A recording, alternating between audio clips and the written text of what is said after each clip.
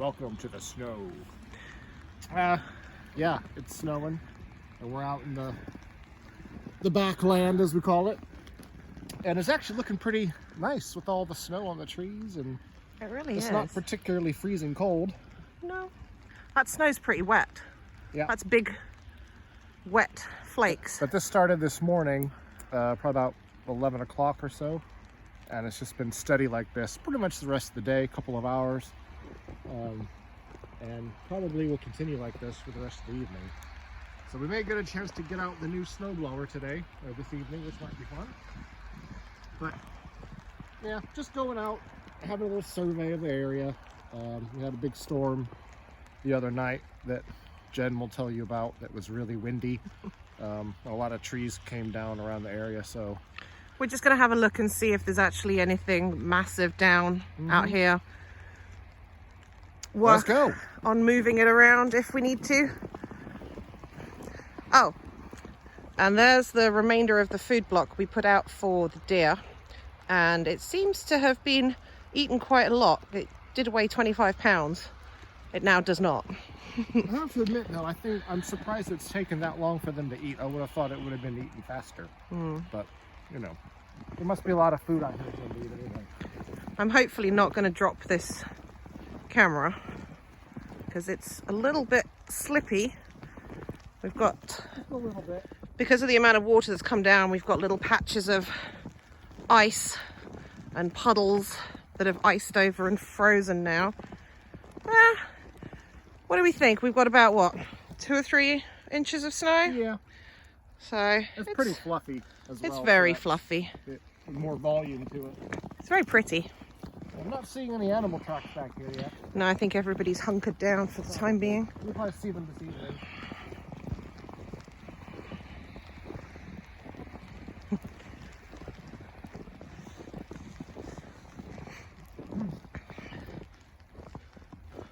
See much down here, I don't think. It is kind of nice. It's like give it a shake. In a weird shelter. Give it a shake. See what happens. Oh no! Hold on. Let's find a couple people. Ready? Yeah.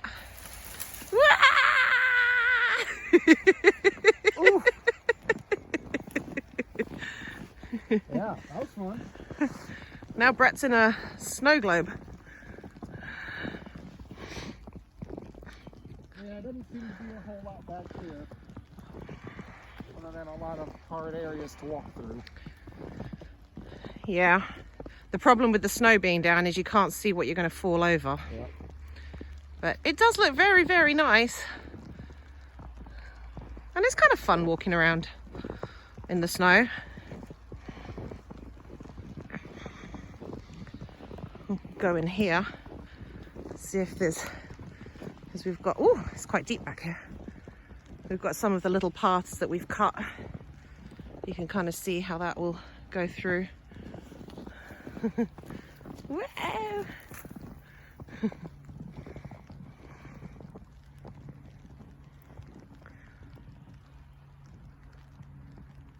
But yeah, this is where we're at today. It really is pretty fluffy snow.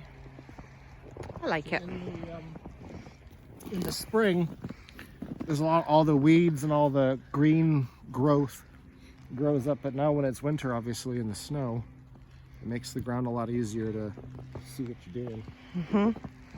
I'm not sure we're going to be doing any clearing today, but when spring comes around, before everything starts to get overgrown, you know. Ooh. Every now and again you get a lot of snow just fall into your face. Snow's very crunchy. It is. Oh, it's very wet here. Let's have a look down the side here. Plane flying overhead.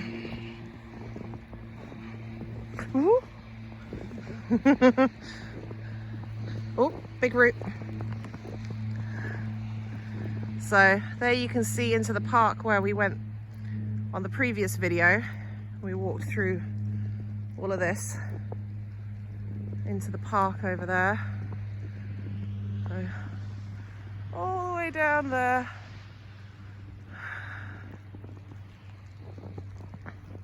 I do like this. Yeah, it's kind of nice. We've been out and done what we needed to do today. The roads are all clear. That's not a problem. Probably after we finish this, we'll probably head inside and build a little fire in the fireplace. I think a Have nice a cup fire. of tea, as you do. And do some indoor gardening.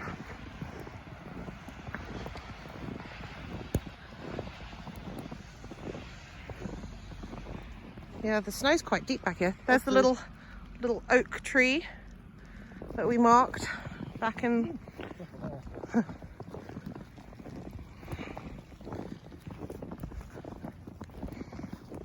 You can probably hear the crunching of boots. Ooh.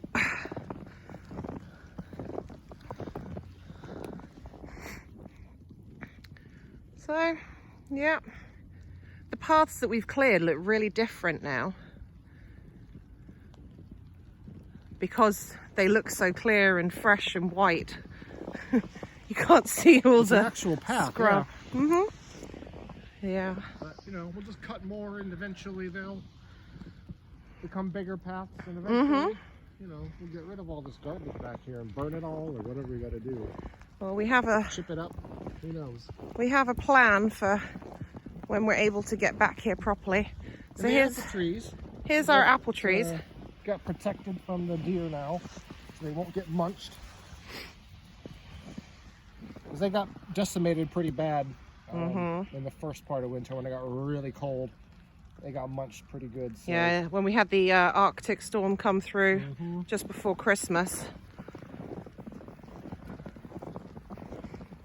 So we've put these tree bags on to protect the trees, and hopefully we will And it seems have to have some- held through the storms. Yeah, hopefully we'll have some nice little apple trees growing.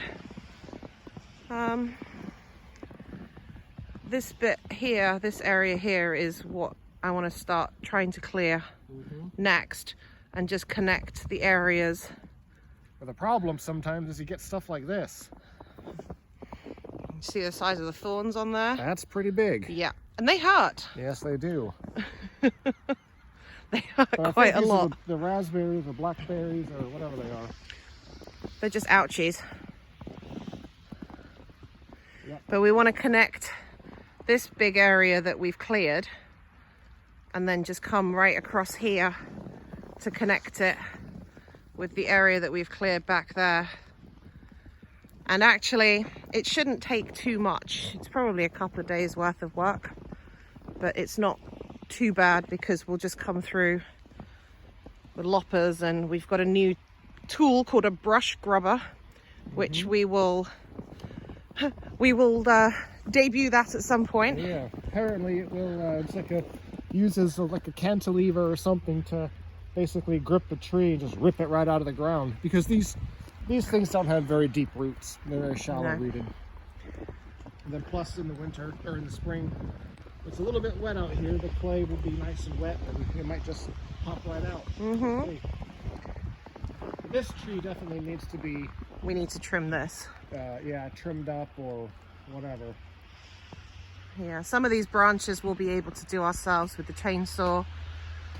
But I think this tree in this area back here was going to give nice coverage for the chickens at one point. Yeah. The tree ahead of you as well to the right, which you all can see, that one needs done a little bit too. And watch this space, because the chicken coop has arrived in 10 different boxes, but we haven't put it together yet because obviously we're headed into snow season and then there will be mud season.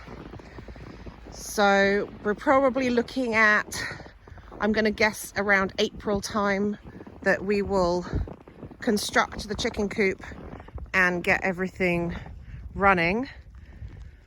And then we will get our egg layers going, because eggs at the moment have gone to between $7 and $8 a dozen. We did see at the store, they did have some cheap ones, you know, like the battery cage, probably not very good welfare chickens for, I think, $3.79, I think was the absolute cheapest there were. But yeah, they were up to, you know, the good ones, free range, organic, blah, blah, blah. Yeah, you're looking at $7. So yeah, I mean, nobody realized a couple years ago when we decided to have chickens that eggs would get to be this price. So, you know, in the back of my mind, I'm kind of like, you know what, that actually was a good idea. You know, I don't know how long these eggs are going to be expensive for. Some people say it's because of the avian flu or the chicken flu, whatever the hell you want to call it. They had to cull a whole bunch, but I don't know. We did notice chicken was pretty cheap. Chicken meat today, 99 cents a pound, which I think is pretty cheap.